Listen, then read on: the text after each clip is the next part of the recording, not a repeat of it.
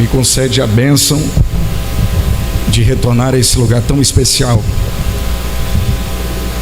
Eu confesso que minha alma transcende em alegria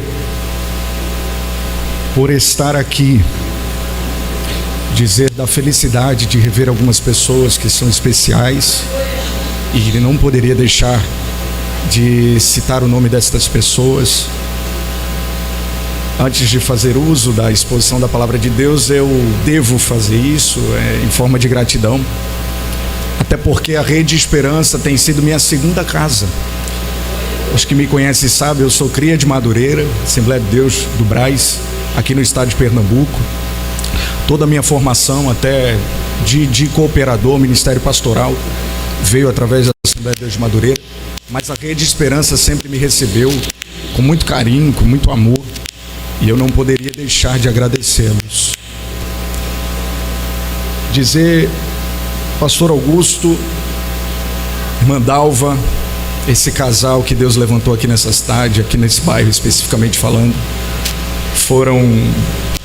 tiveram um papel importante na minha vida em especial e na vida da minha família, e através desse casal a Rede Esperança se mobilizou em uma fase extremamente difícil que nossa família enfrentou, um grande desafio, mas que graças a Deus vencemos e estamos vencendo em Cristo Jesus todos os dias. Então eu estou feliz, minha mãe está aqui, minha avó está ali sentadinha, minha esposa está aqui, minha irmã está aqui, minha sobrinha, minha filha, enfim. São as mulheres que Deus colocou para que eu pudesse direcioná-las em Cristo Jesus. E não é fácil, irmão, ser um homem no meio dessas mulheres. Elas conhecem a minha história e é sempre uma grande responsabilidade pregar na frente dessas mulheres. Pastor Augusto, que Deus abençoe sua vida. Dizer também, antes de fazer uso da exposição da palavra de Deus, da minha alegria de poder atender um amigo, pastor Erivelto Patrício, um grande amigo que desde a cidade de Sirinhaém nós já fizemos alguns trabalhos juntos, e pastor Erivelto é um grande pastor. Pode ter certeza que vocês ganharam um presente de Deus aqui nessa cidade. Pastor Erivelto é um príncipe que Deus levantou nessa geração. Inclusive hoje eu recebi uma mensagem de um presbítero de lá, dizendo: rapaz, nós sentimos muito a falta do nosso pastor. E eu falei, mas existe uma cidade que precisa de alguém como ele, e Deus deu esse presente para Caetés. Então fica nosso abraço, pastor Erivelto, meu grande amigo. É sempre uma alegria poder servi-lo e auxiliá-lo nessa obra. Quantos estão felizes dessa noite? Estendo minha gratidão, Rede Esperança, Deus abençoe através da vida do pastor Jonatas Lins. Capítulo de número 14 do Evangelho de Jesus segundo escreveu Mateus. Eu tenho uma palavra de Deus para a sua vida. Versículo de número 27 está escrito assim. Mateus capítulo 14, versículo de número 27.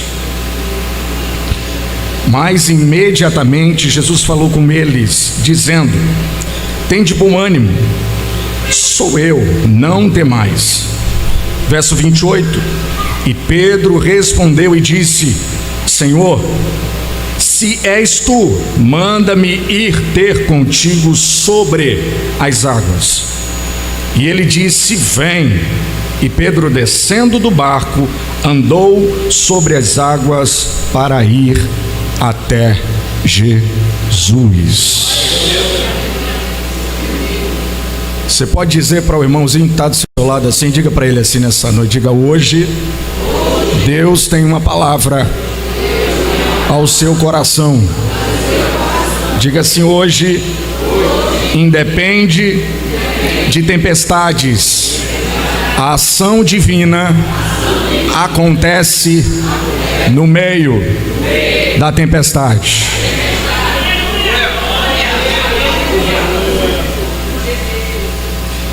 À guisa de introdução, eu quero exaurir do contexto que este povo está inserido. Vale ressaltar que a Bíblia, ela não é um livro comum. A Bíblia é um livro composto por pelo menos autores, dado ali de 1405 a 1445 anos antes de Cristo, quando esse povo, nos seus primeiros escritos, começam a desenvolver uma escrita, a codificar algumas direções que Deus estabeleceu através de um homem para um povo, e esse povo começa a se organizar. Ressalto que esta organização vai se construindo com o passar do tempo, e chegamos no Novo Testamento, e o Novo Testamento abraça uma série de fatores que farão toda a diferença quando compreendidos dentro da perspectiva da graça, a graça que excede todo entendimento. O povo precisa se organizar. A sociedade aqui não é uma sociedade qualquer. É muito fácil nos dias de hoje servirmos a Jesus, e eu explico por quê. Nossa sociedade está extremamente distante da pauta da sociedade da época a qual eu citei para vocês dentro desse texto tão profundo da palavra. Eu busquei um pouco trazer esse tipo de relacionamento do que acontecia lá para o que acontece hoje, para que você compreenda que nem tudo que você passa é para a morte ou para a sua destruição, mas é um sinal de Deus, no meio da crise, no meio da guerra, no meio da luta, no meio da afronta, de que Ele está com você e que Ele fará você passar para o outro lado.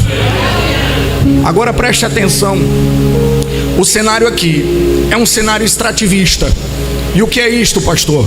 O cenário extrativista é o cenário de uma sociedade que basicamente os seus cidadãos são reconhecidos como os bens móveis fungíveis. Ou por que não falar uma saca de arroz, uma saca de feijão? Os juristas que estão aqui, meu querido amigo Eliseu, grande Eliseu, príncipe, eu te amo em Cristo, Eliseu, sabe do que eu estou falando? Nós estamos falando de uma sociedade que o ser humano, ele é comparado a uma saca de feijão e uma saca de arroz. Ele é um objeto nas mãos daquele a quem detém o poder. E nós estamos falando de um cenário onde há uma desvalorização do sentimento do que eu chamo de dignidade da pessoa humana. Hoje é muito fácil falar de direitos humanos, abraçar os aspectos dos direitos humanos, e isto é muito bom. As pessoas que precisam alcançar esses tipos de prerrogativas, elas são abraçadas por uma graça, se é que vocês me entendem, quando estão dentro desse cenário, pastor. Mas o que acontece aqui? Nós estamos falando de um cenário onde Jesus está dentro de um contexto onde a pauta da dignidade da pessoa humana está infinitamente distante.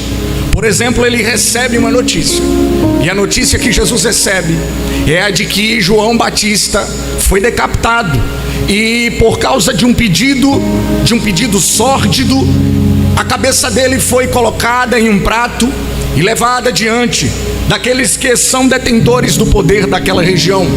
Vale destacar que Roma era o império que dominava naquele cenário, e Roma, por dominar aquele cenário, coloca então o rei respectivo. Por exemplo, o tetrarca Herodes, ele é colocado ali como uma espécie de fantoche. É o Império Romano que está por detrás do poder, da legislação e do controle. Mas, para não perder o controle por completo, ele deixa o respectivo rei daquela civilização para controlar dentro dos aspectos religiosos que trabalham e tramitam com os cenários civis e penais dentro do mesmo código. O que vai acontecer? Jesus se distancia e vai para o meio do deserto. No meio do deserto, ele percebe que a multidão o acompanha, e essa multidão que o acompanha está ansiosa para ouvir alguma coisa dele, mas ele está triste. Jesus recebe uma notícia e sabe que não tem mais volta, sabe que João Batista seguiu aquele caminho a que ele veio seguir, e foi assim por diante. Então Jesus retorna àqueles que estão à sua espera, aqueles que estão aguardando alguma ação divina, preste atenção, divina, sobre o contexto que Jesus está proferindo.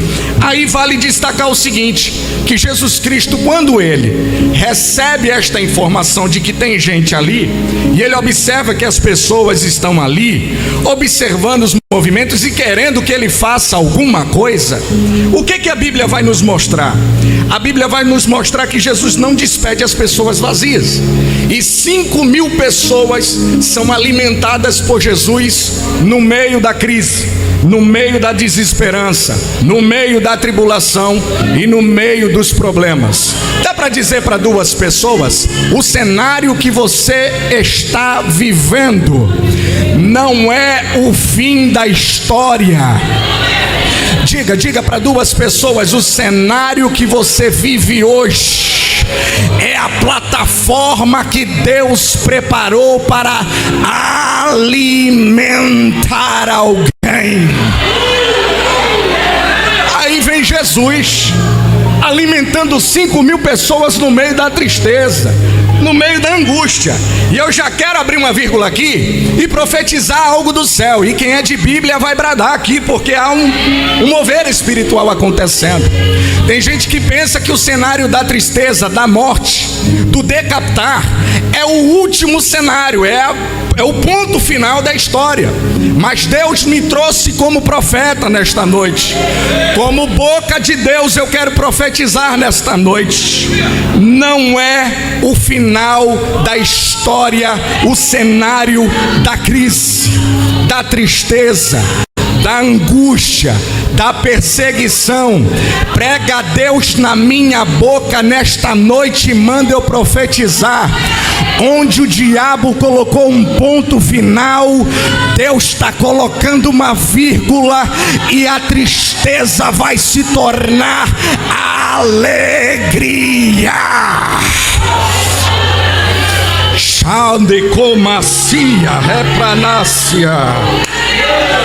Eu vou voltar a pregar, mas eu estou sentindo uma graça. Chacoalha quem está do teu lado aí, vai. Faz esse culto virar uma vigília. Chacoalha ele e diz para ele: o diabo jurou que desse ano você não passaria. Decretaram a morte da tua casa. Disseram que desse ano não passaria, mas o guerreiro chamado Jesus mandou profetizar: morte prematura, vai embora.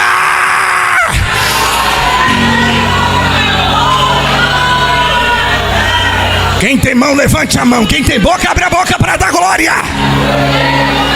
Há um mover de Deus aqui, Eliseu. Olhe para cá.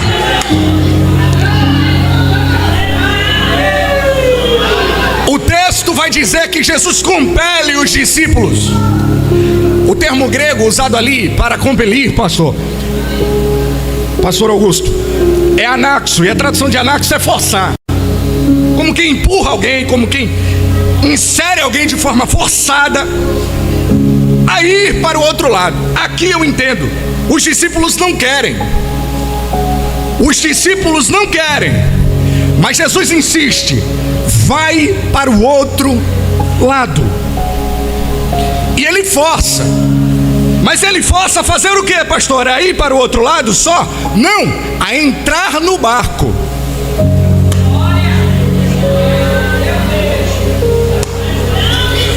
Anaceia caia. Tem gente que quer resolver o problema distante do barco. É no barco que as coisas acontecem. É no barco que as experiências chegam até a tua vida.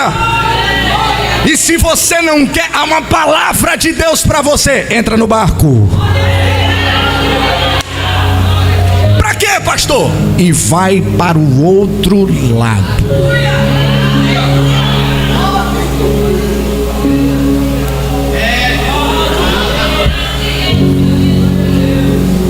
Ele despede a multidão e diz o texto: de repente começa a vir uma tempestade. Eu estou falando aqui, gente, Existem pelo menos 9 movimentações de tempestade. Ó, voinha chorando, meu Deus, como é bom ver minha avó na presença de Deus.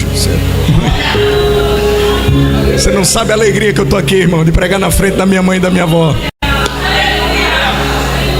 Deixa eu abrir um parênteses aqui. Tem gente que diz que menino criado com vó só dá pra gente errado, não dá certo na vida. Olha eu aqui, Satanás.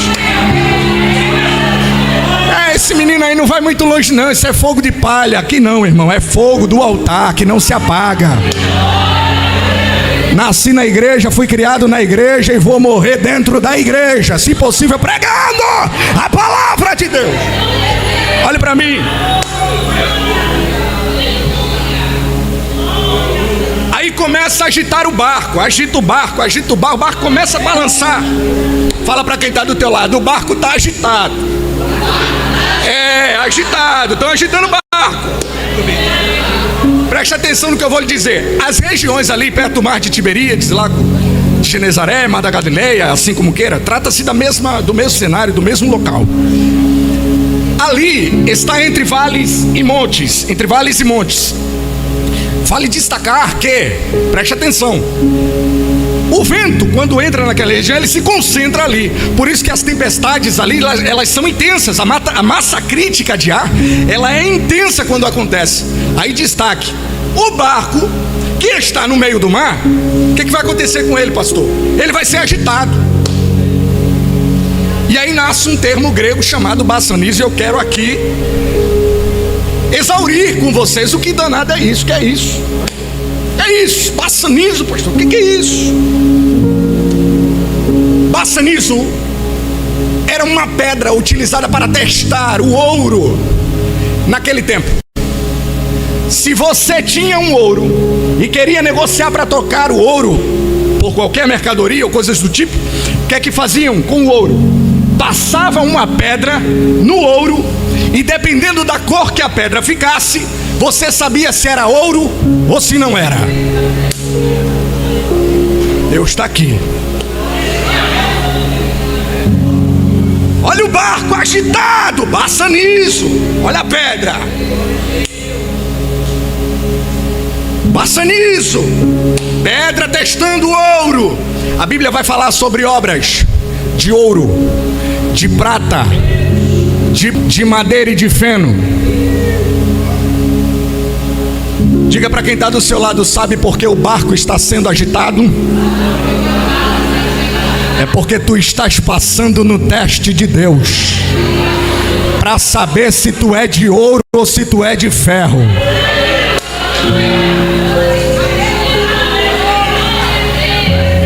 Ali eu já vi uma mão levantada, eu estou sentindo Deus nessa palavra. Fala para 2 pessoas, diz para ele assim: Deus está te testando no meio dessa tempestade e você não está entendendo. Que Deus está mostrando para alguém que a obra que Ele começou na tua vida é coisa grande. Profetiza na vida de alguém. Alguém vai ter que ver que o que Deus está fazendo através de você não é obra que o fogo faz passar. É ouro, é ouro, é ouro. Olha o barco sendo agitado. Renácia. Eita, eu estou sentindo Deus nessa palavra. Eu vou voltar a pregar, mas eu estou sentindo uma graça aqui. Escute. E o texto diz que na 4ª vigília eles viram Jesus. Preste muita atenção nisso aqui, porque a 4ª vigília acontece entre 3 e 6 da manhã. 3 e 6 da manhã. Geralmente entre 3 e 6 da manhã, o que é que as pessoas fazem?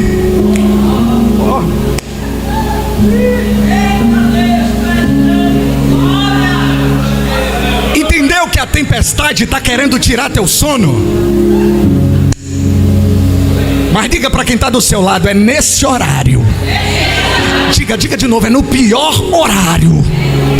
É quando o diabo pensa que ele vai tirar teu sono, que Jesus vai aparecer. Olha ali, meu Deus. Eu já vi uma mão levantada ali atrás. Eu já vi alguém abrindo a boca para dar glória aqui. É no pior horário que ele vai aparecer. Quem tem mão, levante a mão. Faz barulho de glória. Faz aquele barulho que o diabo não gosta. Enche esse lugar de glória, porque o diabo está querendo tirar teu sono. Mas a Bíblia diz que o choro pode durar uma noite, mas a alegria vem ao amanhecer. Anacondarasi toremarácia.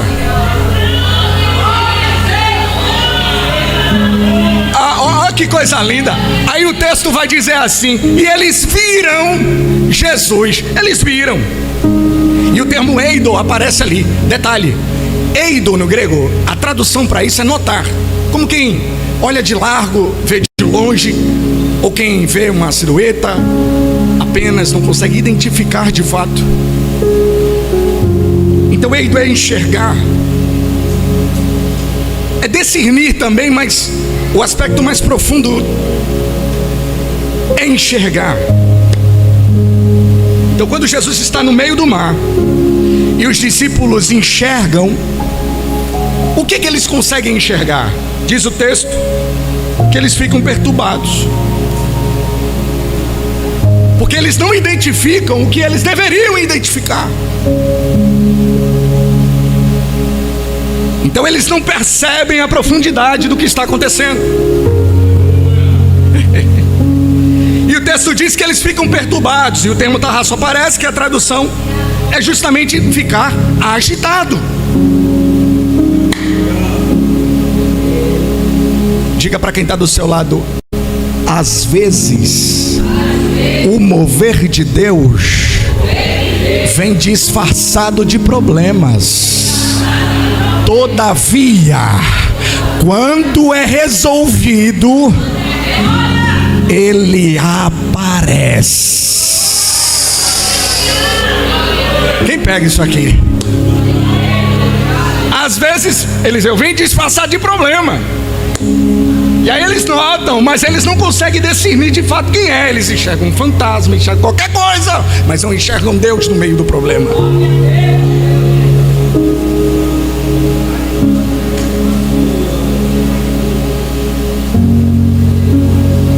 Deus precisava dar uma experiência aos discípulos.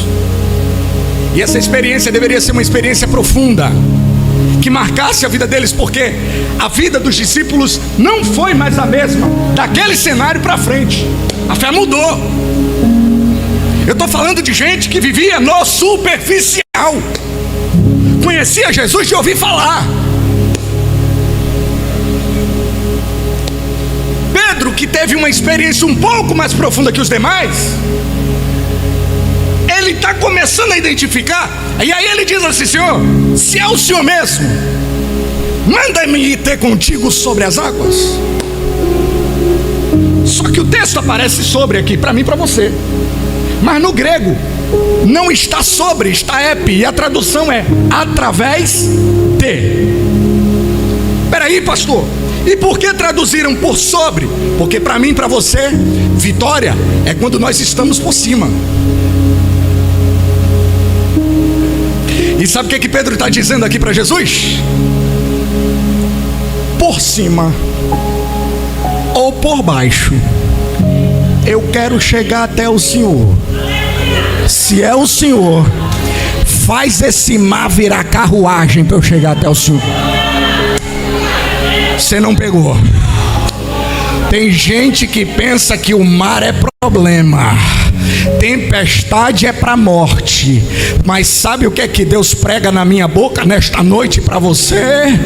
Que o mar vai ser carruagem de Deus na tua vida. Eu vou repetir isso aqui porque 30 pessoas pegaram. O mar não é para a morte, o mar é carruagem de Deus. Quem pega?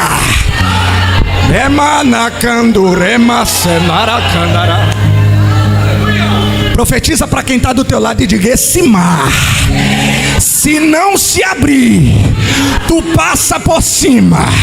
Se tu não passar por cima, tu vai por baixo. Mas esse mar é carruagem de Deus. Meu Deus,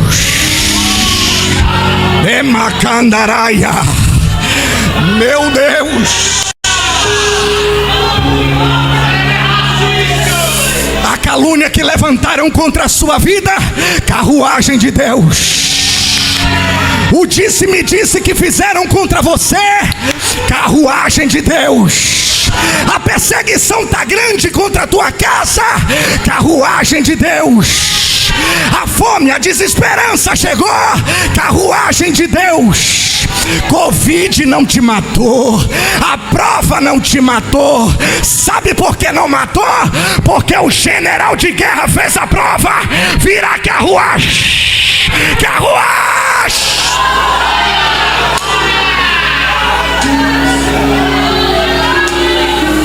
Quem tem mão, levante a mão. Quem tem boca, dá glória. Faça aquele barulho que o diabo não gosta.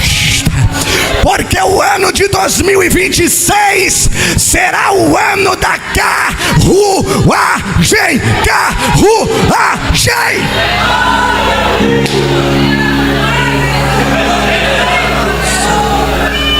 E nada sendará candurebaia.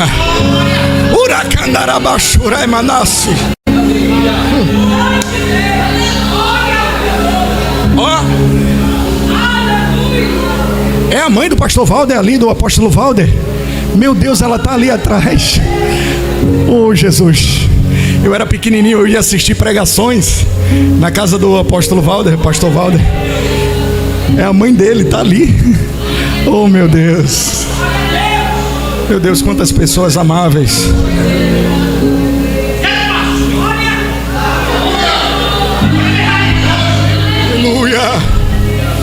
Aleluia. Há uma graça de Deus aqui, irmã Dalva. Pastor Augusto, Deus está no meio desta casa. Ei, a Kenduraia, se madrugonei a Mahaia, se maduque a Mahaia.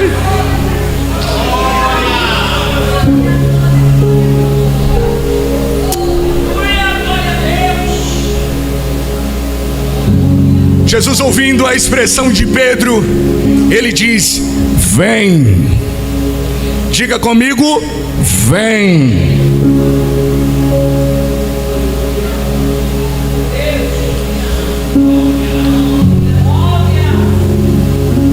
O termo vem no grego é romei. A tradução de romei é apresenta-te.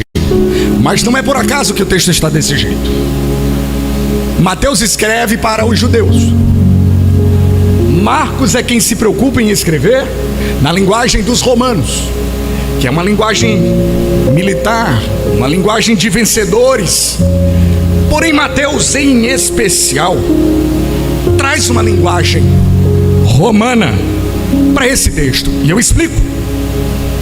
Por volta de 60% do livro de Mateus é inspirado no livro de Marcos, bem como Lucas também é inspirado no livro de Marcos. Mateus, em especial, foi o último dos evangelistas a escrever o texto. Vale ressaltar que aqui está colocado como Mateus estivesse escrito primeiro, na ordem, Mateus e assim por diante. Mas quando você vai a fundo e observa, Mateus escrever no sentido cronológico de fato.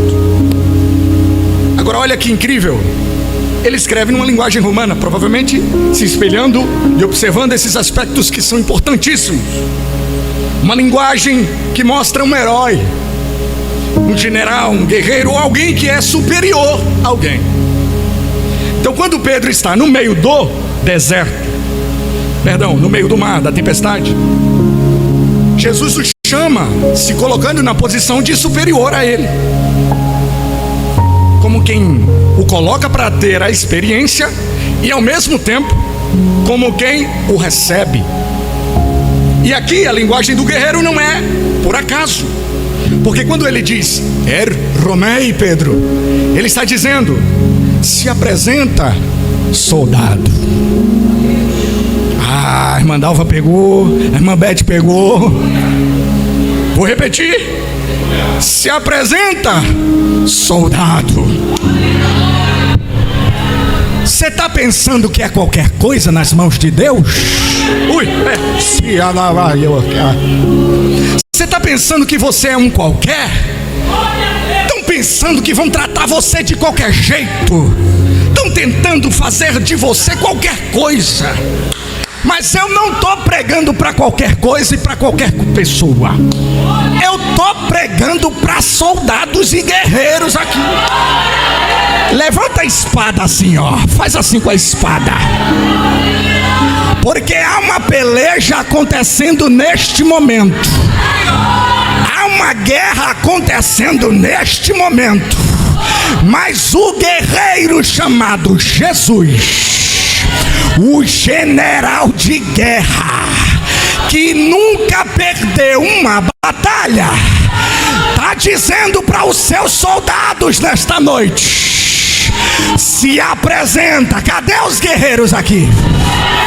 Levanta a espada e faz barulho de guerreiro aqui. Faz aquele barulho que o diabo estremece, que o inferno estremece, porque Deus está levantando a geração de guerreiros. Abre a boca, abre a boca. Eu vou dar 10 segundos para você bradar. 10, 9, abre a boca. 8, 7, 6, 5, olha o barulho de glória. 4, 3, 2, 1. A batalha foi vencida na cruz do Calvário. Olha o general de guerra. Ei, minha Samal, meu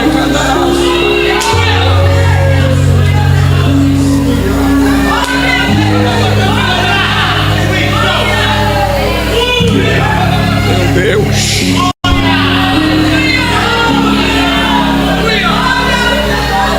Se é para Jesus, pode fazer melhor, não pode?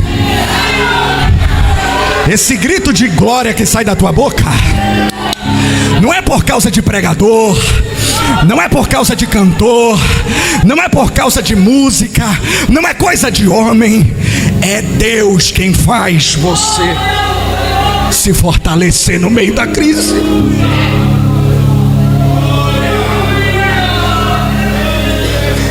Aí lá vai Pedro, andando sobre as águas. Fecha os olhinhos agora para imaginar essa cena. Pedro chegando perto de Jesus e afundando.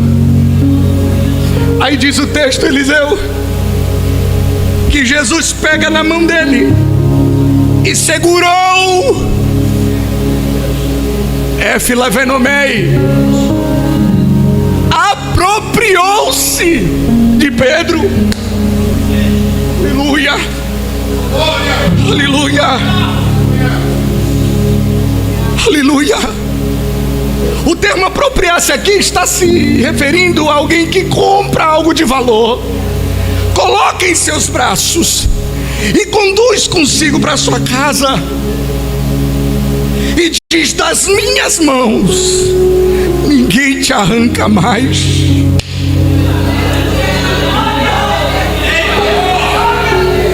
Aleluia. É como se Jesus estivesse comprado com um preço muito alto e dissesse para o inferno: das minhas mãos você não arranca ele mais.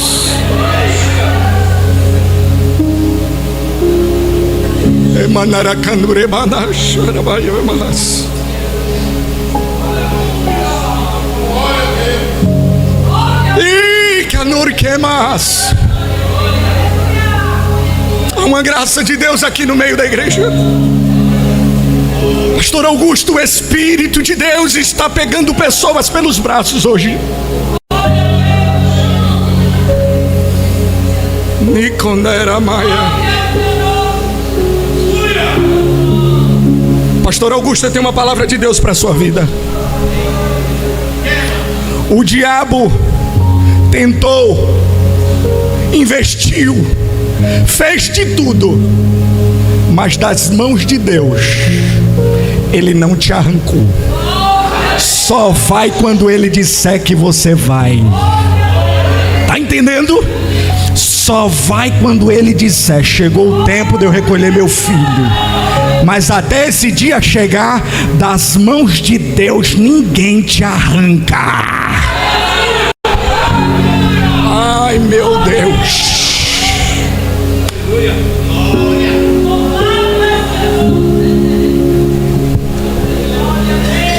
Estava voltando do Distrito Federal com a minha família, dirigindo.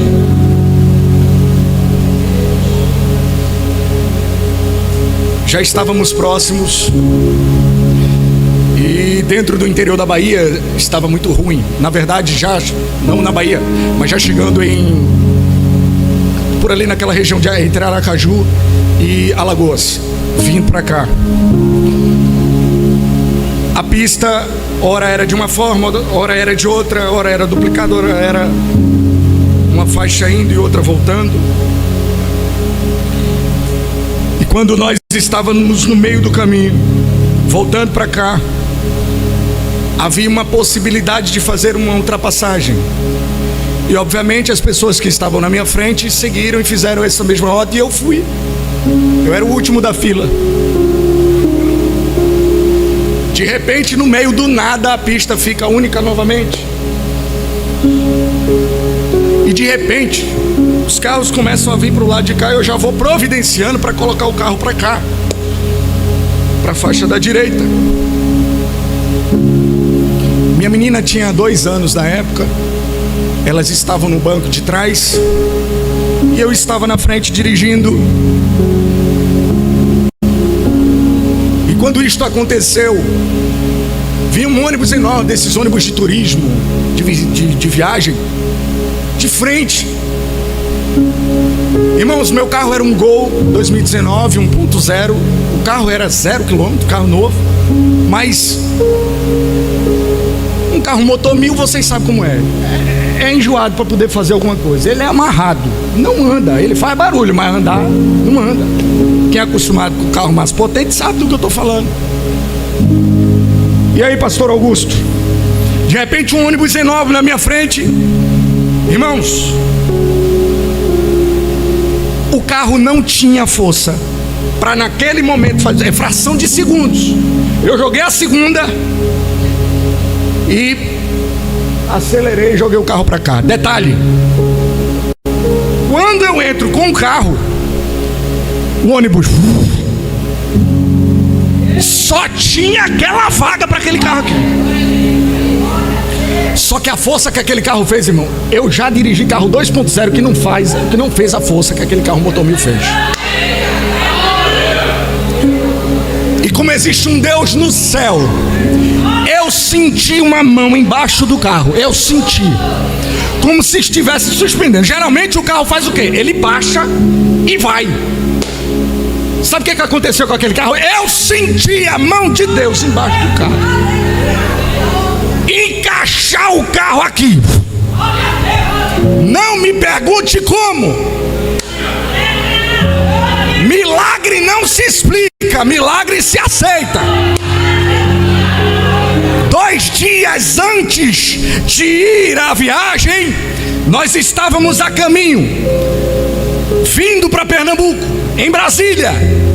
Eu coloquei o cinto da frente, clipado, e fiz uma oração com a minha família, dizendo: Jesus, eu estou aqui dirigindo, mas nós estamos debaixo da tua proteção. Se for preciso, pega esse carro com a tua mão e me guia até eu chegar lá. E coloquei como se ele estivesse do meu lado. Diga para quem está do seu lado: Deus ainda ouve a oração de crente. Deus ainda entra com livramento. Das mãos de Deus ninguém te arranca mais. O diabo jurou que este ano você desviaria. bateram o tambor, jogaram novena, fizeram figuinha, mas da mão de Deus ninguém te arranca. Levante a mão para adorar. Levante a mão para adorar. Há um azeite descendo no meio do seu povo agora. Por um minuto, abre essa boca linda que Deus te deu e deixa o Espírito de Deus te pegar pelos braços agora. Renasci quando era mando que manarras.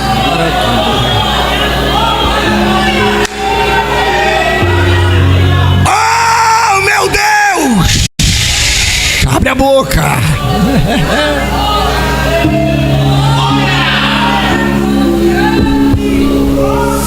Das mãos de Deus ninguém te arranca mais.